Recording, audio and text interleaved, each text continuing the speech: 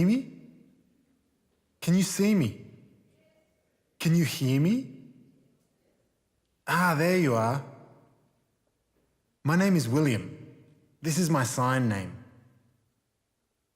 You know when you walk into a room and there's lots of people everywhere, you're not quite sure what to do and how to fit in.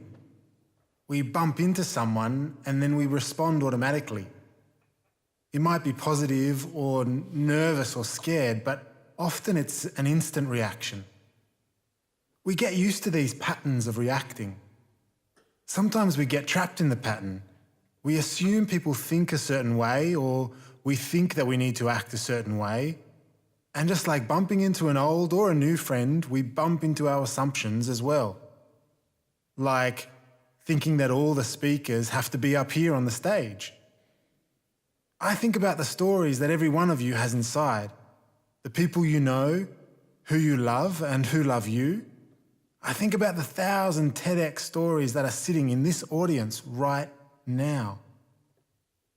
Stories of doing good and becoming a better person. Stories of doing maybe not so good and learning from it. We expect that those who do good are the ones who win, and those who do bad are the ones who lose. But to me, it seems a bit more complex than that.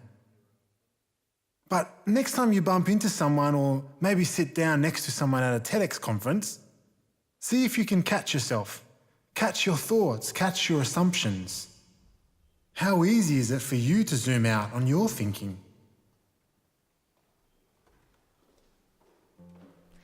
Thank you, William. Our minds are extraordinary things. We'd like to zoom in on some of the intricacies of the human mind. Can we really become aware of our personal assumptions and our habits of thought? And can we really consciously design them? First, some anatomy. The spinal cord is a two-way highway between the brain and the body. Together, the brain and the spinal cord make up our central nervous system. Over 300 million years old, the part of the brain called the Truan brain, or the reptilian brain, is the part of the brain that's responsible for keeping us awake and alert for fight, flight, and freeze.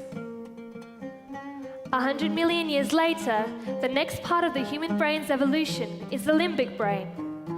This is the part of the brain responsible for creating our emotions, our memory, and our connection to others. Inspired by the work of Dan Siegel, we'd like to define the mind as an emergent property that helps regulate information and energy flow within bodies and between people. This regulation, this integration happens here in the prefrontal cortex. Growing after birth, it is formed by the experiences that we have, giving us awareness, allowing us to think and reflect, managing our emotions, regulating information flow, and integrating all regions. These regions do not work separately, however. In fact, they are an integrated highway of specialized neurons, an interconnected grid, if you will, of function and meaning. Consider this. Our life experience is what creates our personal neural pathways. No two brains are wired the same way. If no two brains are wired the same way, then why do we feel connected to others? Based on the work of Dr. Fiona Kerr, it's because of a beautiful concoction of mirror neurons, bonding chemicals, through shared touch and experiences, we align our brains with other people's brains. This connectivity is intricate and vital for the social architecture of humanity. We rely on each other for our sense of belonging, and though we are alone in our minds, we are connected to each other physically through our shared neural nets of experience. And in this way, we are never truly alone. one for